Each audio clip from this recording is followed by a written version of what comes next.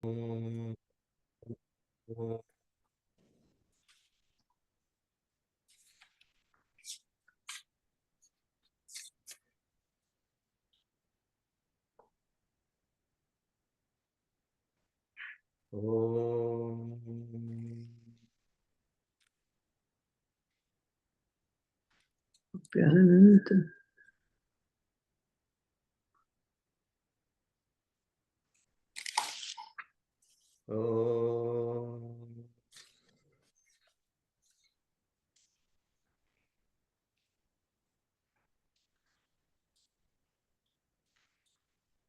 Om Sri Mahaganadhipataye Namaha.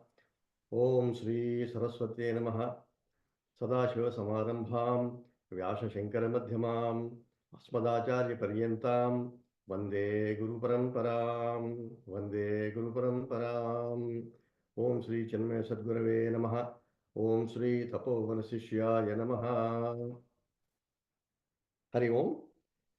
We will first chant as per the practice the Shanti Mantra of the Kenopanishad. Since Kenopanishad comes from Samaveda, the Shanti Mantra of Samaveda is chanted. Okay, so it is now shown. Om Apyayantu Mamangani Vak Pranas Chakshusrotra Madho Balamindriyani Jasarvani Sarvam Brahma Upanishadam Maham Brahma Nirakuryam Ma Brahma Nirakarot Anirakaranam Nirakaranam Me Astu Tadatmani Nirate Ya Upanishatsu Dharma Te Mai Santu Te Mai Santu Om Shanti Shanti Shanti. Now, we have done up to mantra 2.2, means we completed the first chapter, or Khanda it is called. In the second chapter, we did 2 mantras. In the last mantra, the discussion was, what is Brahman? It is directly related to the question asked by the student in the beginning of the first chapter. So that discussion is continuing. In the first chapter, he defined the Atman as the eye of the eye, mind of the mind, speech of the speak of the words. Like that he defined. So it is something that we have to look inward to go back to the illumining power inside us. And also he mentioned this in the first chapter that it is Anyadeva Viditat Aviditat Adhi. It means it is different from what is known and also what is unknown. The second chapter kind of elaboration on that, how we get there even though it is different from the known and unknown. So let me explain further. The student has asked, the teacher has asked the student, what is it that you understood? He said, Nona Vedeti Vedacha. That's what he said. It is different from the known and also different from unknown. So the teacher said, he got it. So, but it is 1 week since we heard it. So I need to kind of recap it and then we'll get into the next mantra. What, for people that are hearing it, this needs to be reinforced again and again. Because when we hear something known, we think of an object that is intellectually we know. And then we say we do not know. Then we say intellectually that thing that I do not know. So we fit everything that we know into 2 categories. What I know and what I do not know.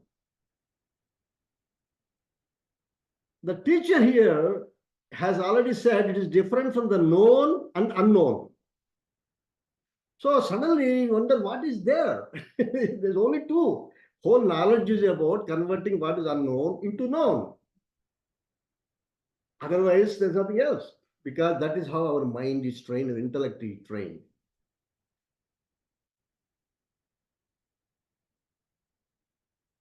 The answer is there's a third category called knower. The knower is the category in which the concept of known and unknown arise. And that is the support of all the information and lack of information. So if the information and lack of information is taken out, the knower remains as a being existing, live, sentient, and full.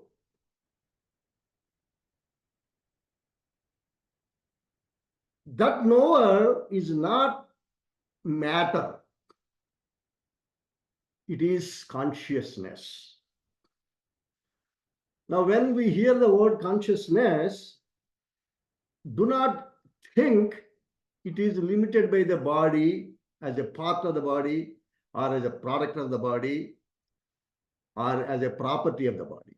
Because when we say the person is conscious, we imagine the person is breathing and the person is showing some movements, and that is part of the body, it's inside the body.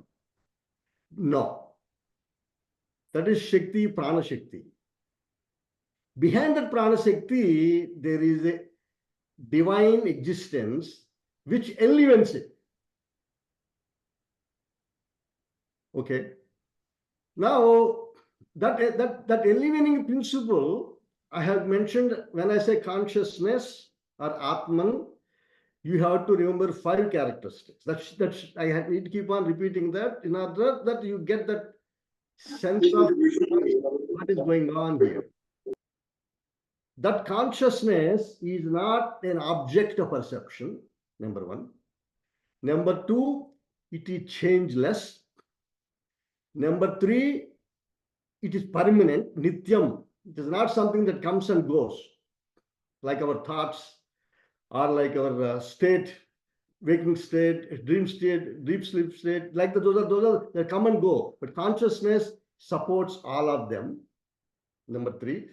Number 4, it is an independent, sentient principle that elements our body, mind, intellectual experiences. If you take that out, none of the world, anybody, none. So it is an all pervading principle that exists irrespective of we acknowledge it or not. Just like sunlight exists, illuminating all the objects. And the fifth one is, it's not a part of the body or a property of the body or product of the body. Whether you have body or not, it exists. These 5 principles you have to remember when I say consciousness. It is Sat Chit, all pervading. The 4th characteristic I mentioned is independent, eliminating principle that gives sentiency to the senses and life and mind. That is that Sat Chit, it's called. It's all pervading, infinite, existing presence. When we drop everything, that mental, intellectual, and physical, you feel that you exist. That is the foundation for every operation that's going on in the world.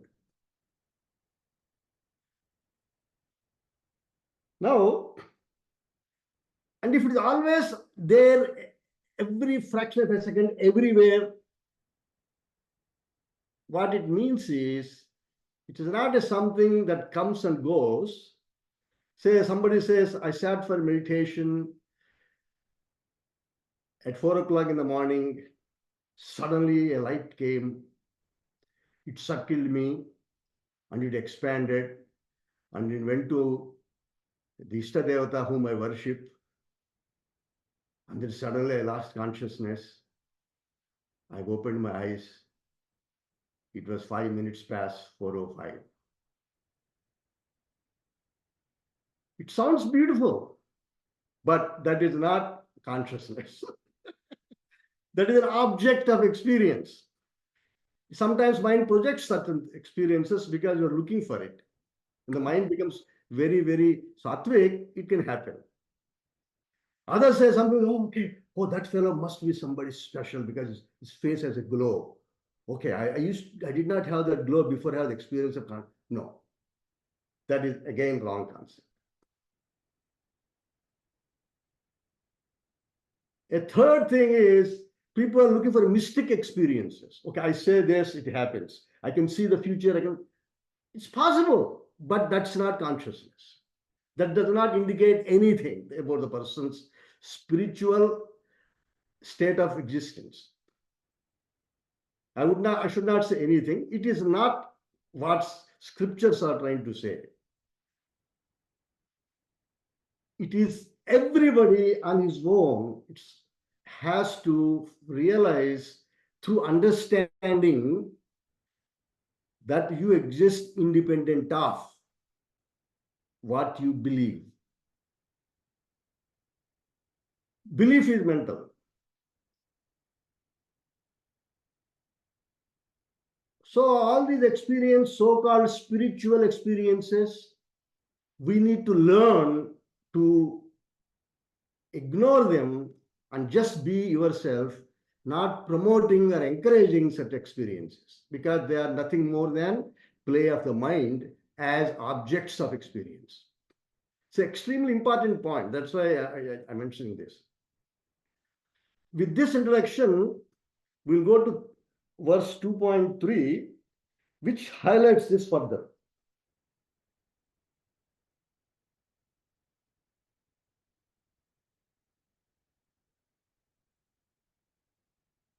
Yasya matam tasya matam matam yasya na vedasaha avijñātam vijānatam vijñātam avijānatam. Let me repeat it. Yasya matam tasya matam matam yasya na vedasaha avijñātam vijānatam vijñātam avijānatam.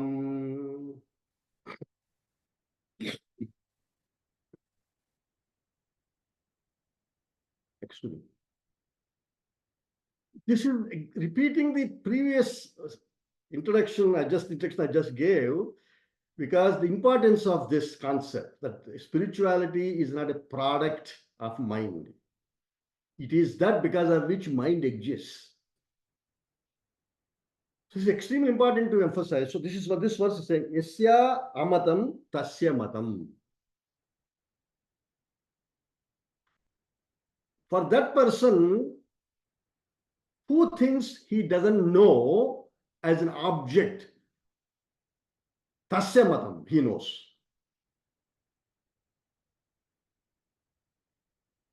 It is just a being,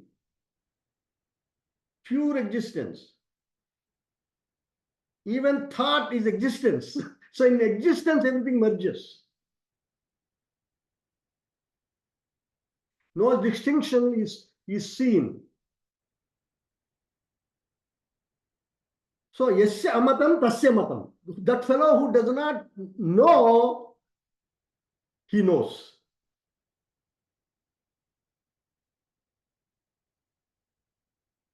Matam yasya na vedasaha. Who thinks he knows? Matam yasya. That person who thinks he knows, na vedasaha. He doesn't know. The moment you start thinking, you are a product, not the source. The moment you identify with the pieces and bits of knowledge and say, I know, you lost it.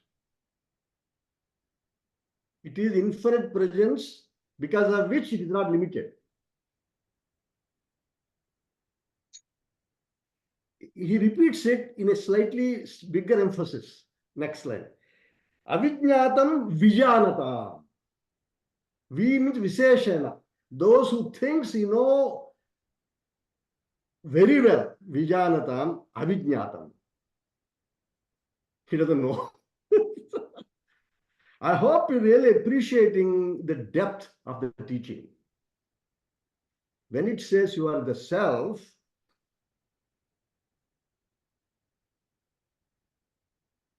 it is that being of fullness. Our thoughts break it.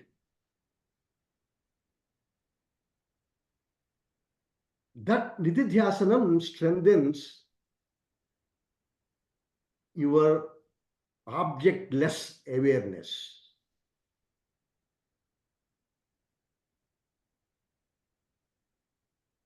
Vijnatam avijanatam. Avijanatam, those who do not know Vijnatam, they know very well. Just highlighting this importance of not conceptualizing it or creating a concept in our heart and losing it. So let me say a few more words before we move on to the next mantra. Scientists in general believe consciousness is a product of the matter. So they search for it in matter. And so they look at various combinations of matter, and then consciousness is a product of matter. And I should correct myself, it's not just scientists, it is also a couple of schools of philosophy of India, which are few thousand years old, at least 2,500 years old, called Vaiseshika and Nyaya. They also think consciousness is a product of matter. Vaiseshika has proposed atoms and superatoms, and then their interaction gives consciousness. Nyaya philosophy has tremendous volume of systematizing thought processes and proving various aspects of consciousness is a product of matter. Nyaya philosophy. And the scientists also somewhat Nyayans. They include experimentation also in it. Vedanta says it's wrong. Now, what is Vedanta? Simply put, it's science of happiness. Keep that in mind. Ultimate happiness, with that fulfills the purpose of life. If you take that happiness out, nobody wants to live. And if you experience the true happiness, everything else becomes immaterial, whether you have it or not. That is how happiness should be defined. It's happiness unconditional. That is Vedanta, Vedanta's purpose. So Vedanta proposes exact opposite. Please make these points because many of us have scientifically inclined and take a long time to understand this. Because our mind is always thinking, searching consciousness as product of matter, as a product of body, as a property of the body, or part of the body, because we are conditioned by science like that. That's where we miss the boat. And happiness also we keep searching because of that. What Vedanta says is consciousness is truth. Unborn, ever existing, eternally existing. Body, mind, and intellect are nothing but virtual appearances inside consciousness.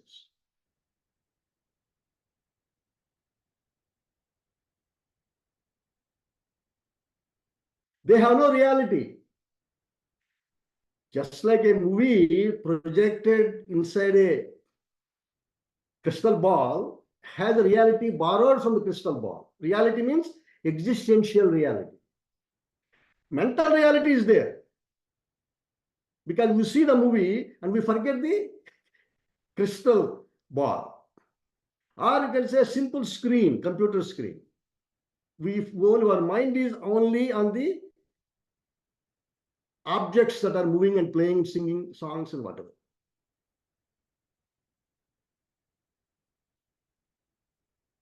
So Vedanta says the whole universe is arising from you and dancing in you and dissolving in you without being, and consciousness is not affected by any of this dance. So basically, everything you think, everything you see is actually presenting itself within your consciousness, and you are the support of this everything. Not financially, but reality-wise. It has no reality if you don't exist yourself first.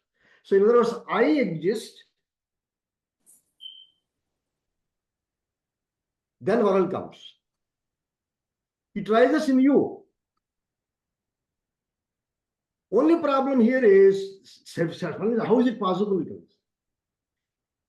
How it is possible is simply, I will say, I told it before, if you take the body, mind, intellect, we have these things. Body we have, mind is seat of emotions.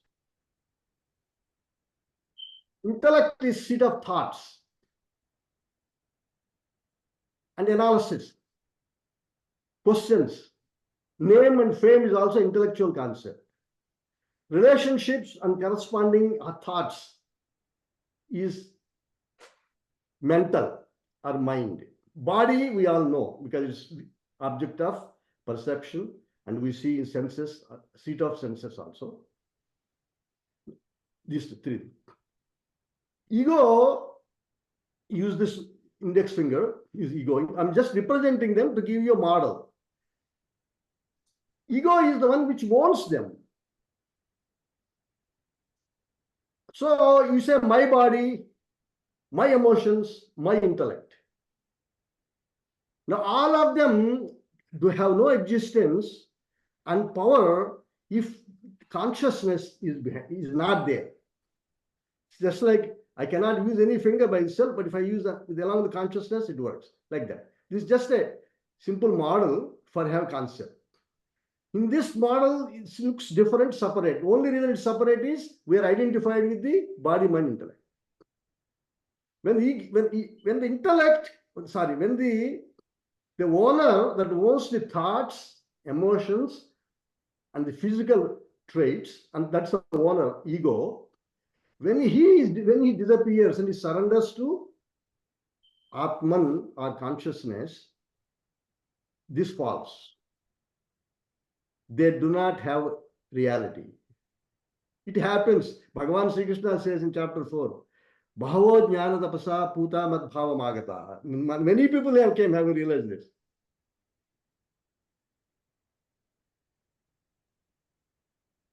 Ramana Maharshi, who lived until mid-50s, 1950s, he said, Atma Samstiti, Atma Darsanam, Atma Nidvayat, Atma Nisthata. Because Atma is non-dual, knowing and becoming is itself Atman, not projecting.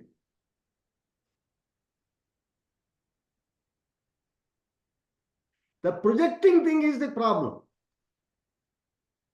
And that when we get preoccupied with it so much, we create unhappiness. Now, next mantra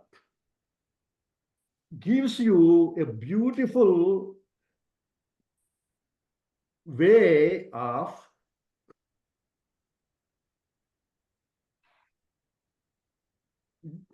the journey towards the self in one of the most profound mantras of this Upanishad.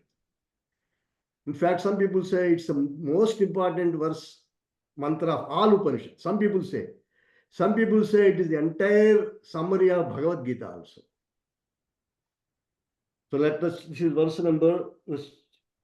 mantra number 4. Mantra number 4, chapter 2. Pratibodha viditam matam amrutatvam hi vindate atmana vindate viryam vidyaya vindate mrutam.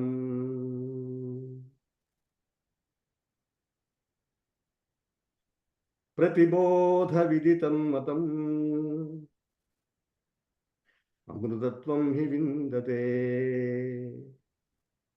atmana vindate viryam vidyaya vindate mrutam.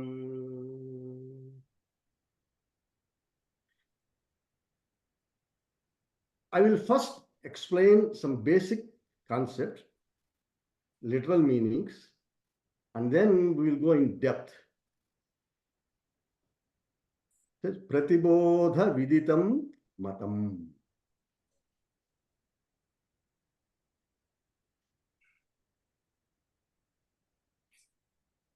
In every experience, viditam matam, in my opinion, this my opinion is going to be Upanishad is saying. In every experience, what is known is amurdatvam hi vindate. The supreme blissful consciousness principle itself is known.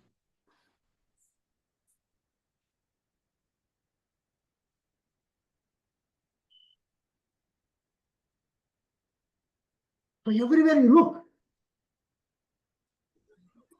the information that is coming is actually contained in consciousness.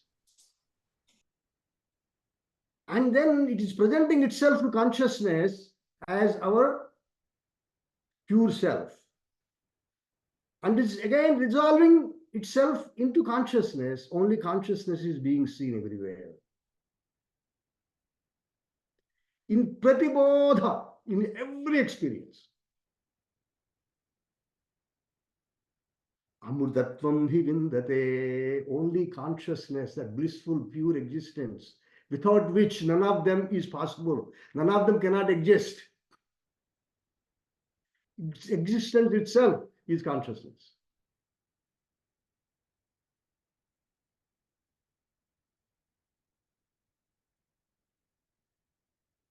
Is basically physicality is a kind of virtual appearance.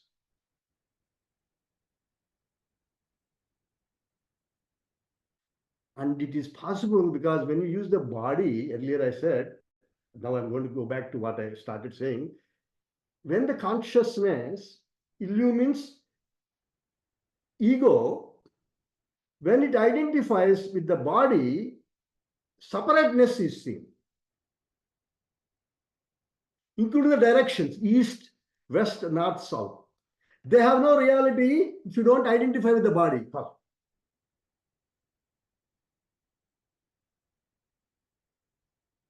When you wake up in the morning, many times you don't know where you are. You don't know where is the restroom, where is the door, because your consciousness has not yet, body has not claimed it yet. Once the body claims consciousness through ego, then you become limited by the dimensions of your body.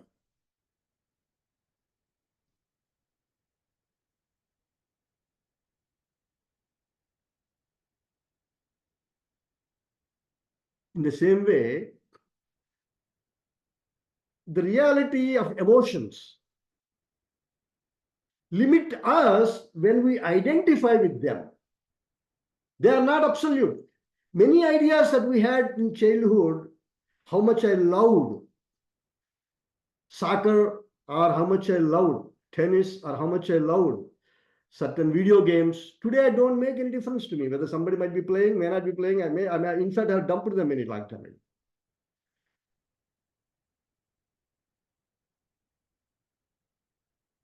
It's all mental. and it is sustained by consciousness. When consciousness withdraws from that has no reality after that. Shankaracharya beautifully says, Balasthavat Krida Tarunasthavat Taruni Sakta, Urdhasthavat Chinta Sakta, Parame Brahmani Kopina Sakta. Parama Brahma is the now all the time eternal. Within there, Balasthavat Krida Sakta. In the childhood, you imposed, you projected Krida Sakta, means interest in games. Tarunasthavat Taruni Sakta. In the ripe youth, as long as you have youth, you are interested in opposite sex. Now these two phases are gone. Uddha means old person. Chinta sakta. That fellow is always worried about something. He can't stay because whole life he trained his mind to think about something. Now he has nothing. So he's always worried what will happen to me, what will happen to my kids, what will happen to my grandchildren, his children, like that. That's how he cannot enjoy himself. Parame Brahmani Kopina Sakta. Nobody is thinking back to his own pure self, which is existing, which is illumining all of those experiences all the time. So Bhagavan is saying here, the Upanishad says, Pratibodha viditam matam amutatvam vivindate. In every experience, only consciousness is being presented. But you are calling different names. Body attributes or mental attributes or intellectual attributes. You are calling them out of your ignorance. They are all rising in your consciousness. If you withdraw your consciousness, you have no sense of body. You have no sense of mind, mental emotions. You have no sense of thoughts. That is why Upanishad started, eye of the eye is consciousness. Mind of the mind is consciousness. So we withdraw attention from these various preoccupations, you remain. And Upanishad says, that is Amrutatvam, ultimate happiness, unconditional true happiness. That word Amrutatvam means the purpose for which we are living. That is inside you. But we are searching outside. So we're using body, and then body separates the world into directions, and other people might like that. And then suddenly consciousness only illumines what you want to use it for, because consciousness is untied. Ego takes over after that.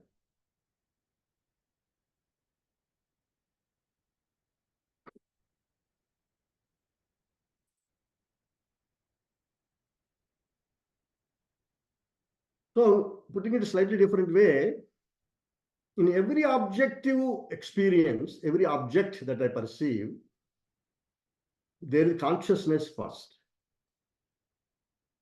Then the object, which is also consciousness, but appears with a nama in your mind, because your mind is trained like that. Just like a dream, objects appear within consciousness.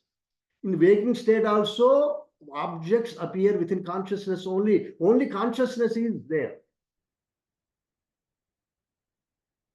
But virtually, we give reality to that because it is consciousness. It appears real because it is consciousness.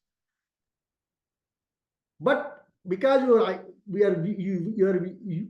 looking at it through the medium of body, mind, or intellect, you give separate reality to it inside you. Because the reality is imposed by our tendencies, our previous conditioning. So the three things are happening at the same time. Consciousness, which is all pervading, within that a particular reality of the object is maintained by our projection, vasanas they call it, or samskaras it's called, or by our conditioning called. If you don't have that conditioning, you don't project emotions on the object. You don't project beauty to that object. The conditioning determines what you see around you.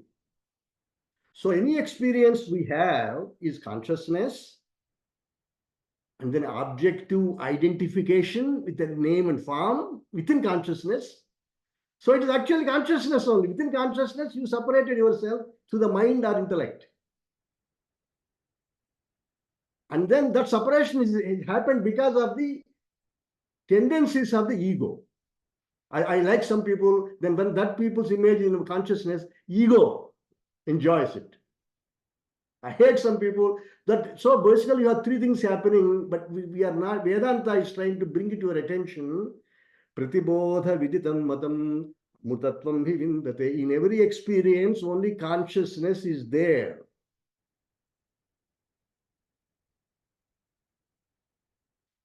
The reason we don't know is, and I have given this explanation, is, and it is the Shankaracharya's explanation, is because we are not seeing consciousness, but we are seeing the object because of our projections that we have trained ourselves. So we ask questions. Scientists would never get out of this until they would look into themselves as consciousness.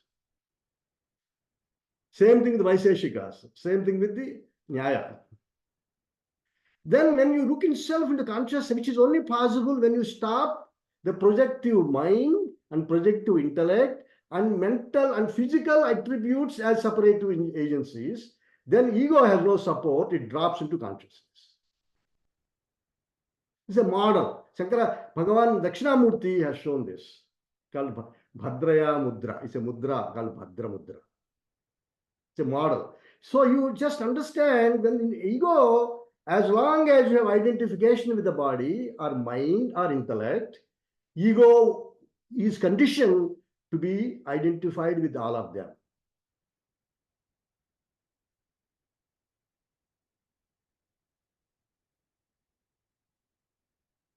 How come I don't see that?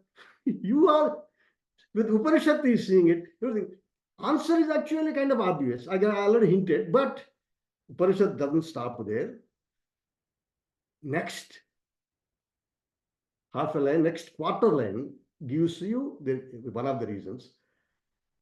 Atmana vindate viryam.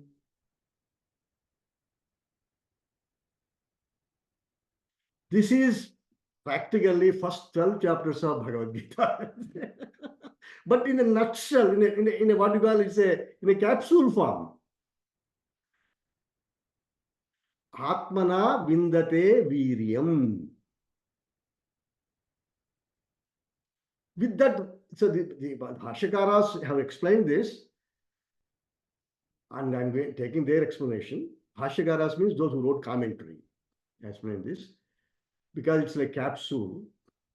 Atmana vindate viryam means that intellectually pure heart,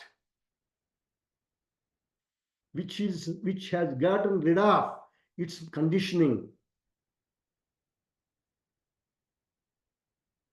Vindate attains viryam, fulfillment, contentment.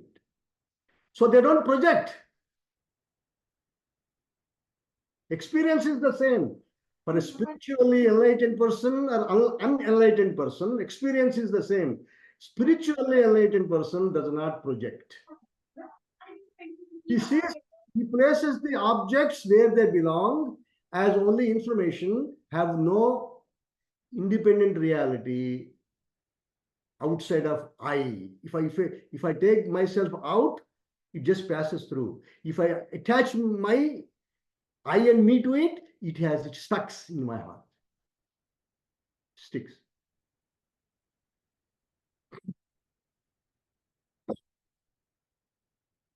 I want to spend some time, those who understand, who are interested in psychology, modern psychology, there's a lot to learn from this. We are all looking for fulfillment in life, contentment in life, no fear of death, ever happy, ever energetic, ever loving, ever free.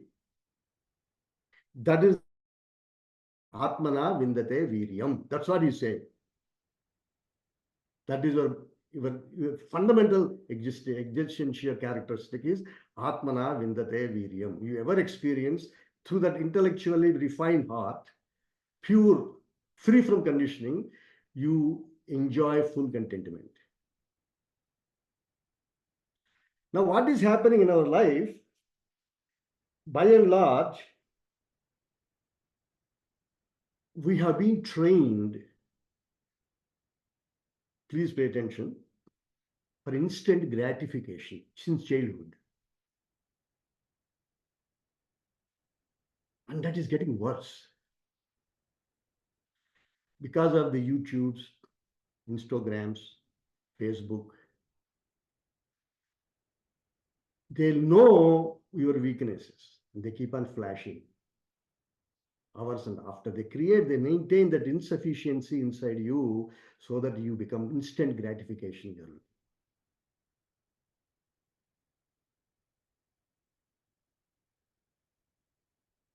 We are a victim of our conditioning, and which has become so pervasive through internet and all this. For us, it is difficult to understand that state of being Sita Prajna. We should not compromise until you establish yourself and then realize this is just information. But we identify either through the body related desires or through emotional related desires or through intellectual related desires and tie up the ego through the instant gratification. A Swiss scientist has done a beautiful experiment and presented in a paper in about 10 years ago. What he did is he took a mouse in a cage and then there's a lever. Whenever the mouse goes there and pulls that lever, it gets a shot of dopamine. Dopamine is a instant gratification joy chemical.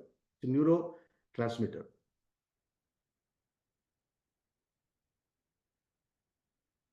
So the act of pressing the lever is giving a shot of dopamine kick. Once she gets the kick of dopamine, she does start doing it again, until she becomes incapacitated and collapses. This is the effect of instant gratification.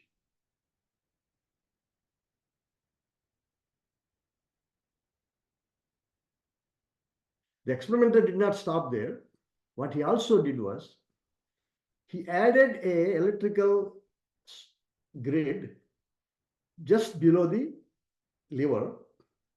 Once if the mouse goes on the top of that grid, she gets painful shock.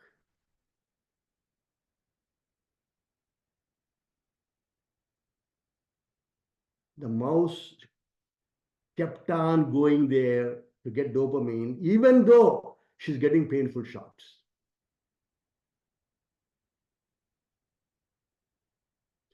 This is the science of happiness.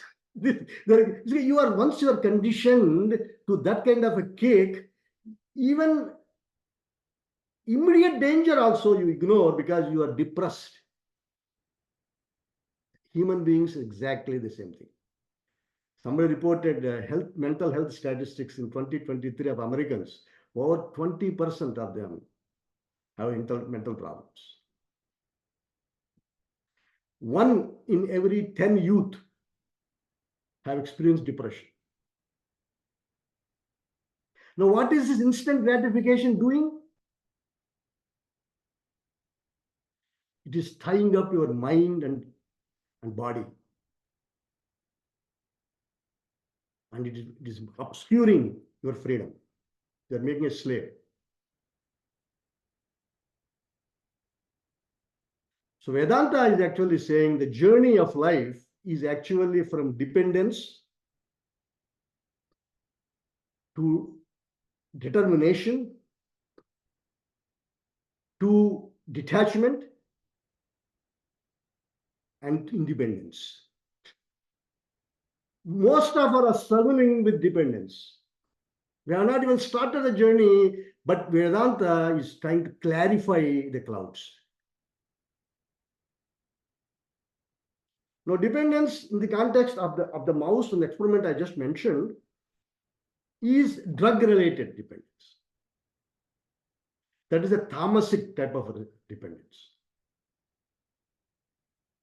Shankaracharya, Bhagavan Shri Krishna gives you a beautiful verse in chapter 18, Bhagavad Gita. I just want to quote that to give you context. See, our Bhagavad Gita has put all this into perspective and has told this a long time ago, about 5,000 years ago. It says, Yadagre chanubandheja sukham mohanamaatmanaha nidralasya pramadotham tat tamasa mudahutam. Tamasic happiness means person who is totally indiscriminate, essentially body-oriented person. Lazy, sleepy, indolent, indecisive, because he's not using mind and intellect. He has no emotions, he has no intellect. That's the mohana. Very young people, of course, we can see that. But adults also, tamasic people, for them, in the beginning of any activity, they are also bound. In the later of their activity, they are also bound because they have a sense of sukham at the wrong place. And because of their sense of sukham, means joy, happiness, it is called joy personality. Nidralasya. Other thing is they're usually constantly in a sleepy mode or delayed mode. Tamasam. This is the kind of desires enjoying without discriminate, but only physical like an animal is tamasam. That is the first stage in the total process of 4 steps I gave. Dependency.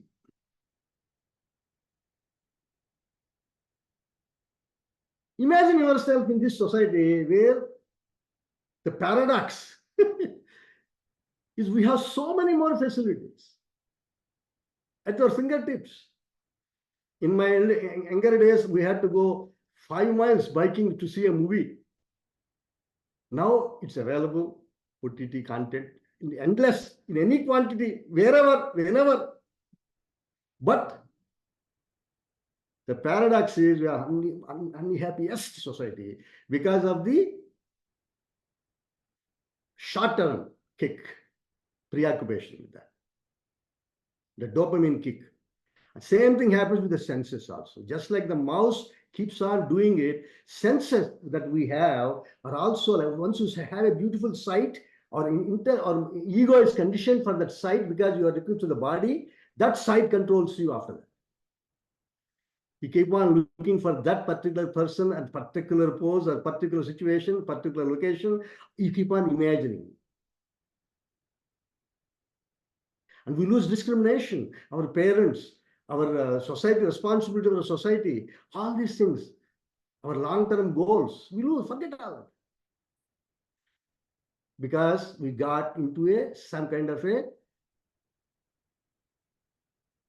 immediate kick. Now, instant gratification, I talked a little bit. Now, dependency also has one more aspect to it, which is we need minimum materials, vitamins, carbohydrates, protein to maintain the body. That is not dependence. That is necessity. So don't discriminate. You have to have healthy food. You discriminate and hate healthy food. And second aspect is from dependency, we go to determination. Now, this is delayed gratification. There's a small difference between these two. If a Stanford scientist in 1950s, I think, he has done research on 4-year-old children. Okay.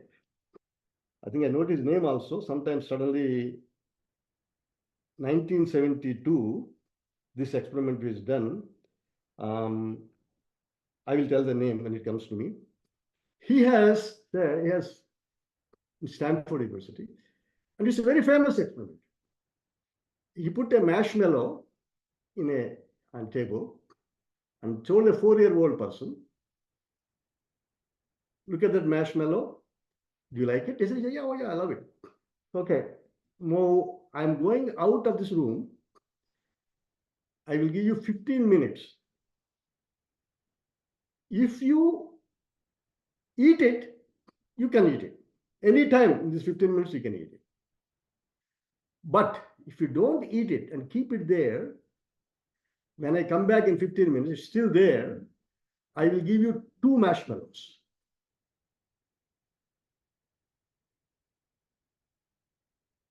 And to his surprise, it is actually longitudinal, long-term research. The first they collected the data on many 4-year-olds, and then they found about 2/3 of the people could not wait for 15 minutes. They ate at different times, and about 1/3 of the people waited for 15 minutes and got 2 marshmallows.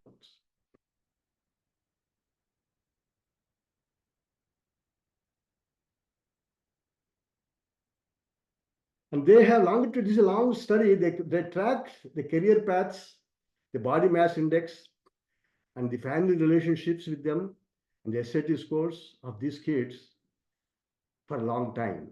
They found out those who chose for delayed gratification performed on all statistics better. Those who are physically impulsive and body controlled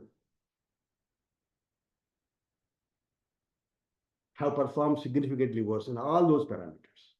This is what Vedanta is telling for a long time.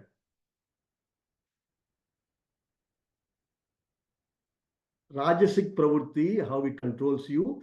Bhagavan Sri Krishna, again, in chapter 18, verse 38, he says, Vishayendriya samyogat yattadagre mutopamam pariname vishamiva tatsukham rajasam smrutam. That pleasure, which very, very good on the short term, but in the long term is a poison, is rajasic pleasure. The happiness, he qualified Sri Krishna. He said happiness, sukham, is 3 types. Tamasic, who never enjoys anything, is always dependent on material drugs or some stuff like that, or physical kicks, constant kicks, dopamine kicks, senses. He's never, always a slave. The Rajasic person who goes to determinism a little bit further, but delayed gratification, that is also 2 types, Rajasic and Sattvic. Rajasic is more mental person, whereas Sattvic is more intellectual person. Intellectual be delays forever because it has no value for it. But those who are looking for instant gratification, but delayed instant for some time in order for the goal they have in life, it can be Rajasika. The ego is still strong in them, but they delay it for their purpose of some certain limited goals in life.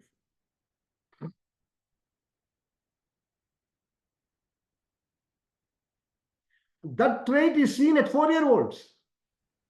Those who delayed for 15 minutes were able to get 2 marshmallows. So it's a very beautiful experiment. And it's very unbelievable. Sri Krishna said in some time ago. And those who delayed it, who are focused on the goals, intellectually oriented, name and fame, and self-controlled, who see bigger picture in life, who can clearly isolate physical impulsive behavior, mental short-term joy, your partnership with people you are meeting. Because they take over your intelligence slowly. They make you weak. This is possible through intellectual exertion. Long-term goal of I want to have a long-term good partnership in my life. I want to have a long-term independence. And I should avoid fickle-minded, dependent personalities in my life. Those who have that clarity is the nature of sattvic mind. A truly sattvic person who also sees the bigger picture, not only just my and I and me and mine, but us and we. And he gets even more happiness because he is not conditioned by mean thoughts. Bhagavan Krishna says, Yattadagre Vishamiva Pariname Mrutopamam Tatsukham Satvikam Proktam Atma Buddhit Prasadajam.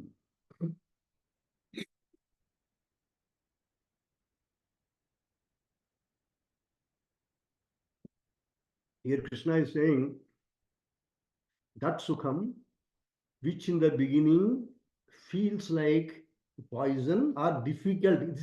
Basically, it's a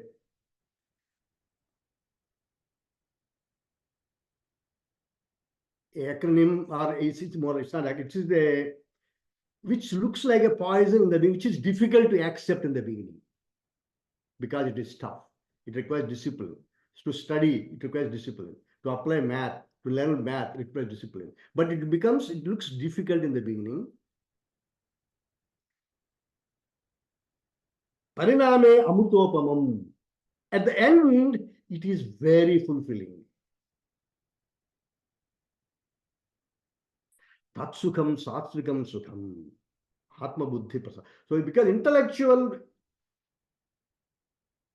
satisfaction, when you keep away lowly emotions and physical impulses, that is higher level. Still determination only, higher level determination, because ego is now very, very mild. Surrender to a higher cause. And ego cooperates it. Okay. In the experiment of the rat I mentioned before, the mouse I mentioned before, they made few more observations. I will tell them and then we'll close today's talk. They actually found when the mouses are the short-term, what I just said, gratification, instant gratification. Once you get used to the instant gratifications, our mind keep on repeating it, requesting it, reminding you of. So the time, in the beginning, the period where you can abstain from the temptation is highest. Once you succumb to the temptation once, the threshold level drops. Now you cannot wait. Now you cannot wait. Now you cannot wait. Willpower dies. Number one. Number two, the frequency that you need to continue keep yourself gratified has increases. Now you want YouTube without it, like in the beginning, you don't have that much dependence on YouTube or something else, whatever it is, Instagram or whatever, or some kind of movies you see, whatever it is. Now you cannot. The gratification level, frequency of that instant gratification has increases. Threshold also drops. As soon as you get a chance, you go there and then do that, whatever you want to. So dependence increases more and more. Frequency, intensity of agitation, and the time, how long it takes you to recover, because you cannot forget, can't keep off your mind. They all get affected. So why people are not happy? Because they have conflict between body, mind, and intellect. Constantly they are struggling with themselves. What happens? Signs of depression at young age, dependence, signs of mental illness, short term or what we call instant gratification, driving us, our society, very, very weak mentally and dependent. So, the next class we will talk about detachment and then also the independence. Because all of that is covered in this verse. Okay. Atmana vindate viryam. That means the free intellectual purity gives you fulfillment. When that intellect is bogged down by mind and intellect through the instant gratifications, you do not have contentment. That those three words essentially communicate this fact. Okay. Om Purnamadaha Purnamidam Purnat Purnamudachyate Purnasya Purnamadaya Purnameva Vasishyate Om Shanti Shanti Shanti Harihi Om Sri Gurubhyo Namaha Harihi Om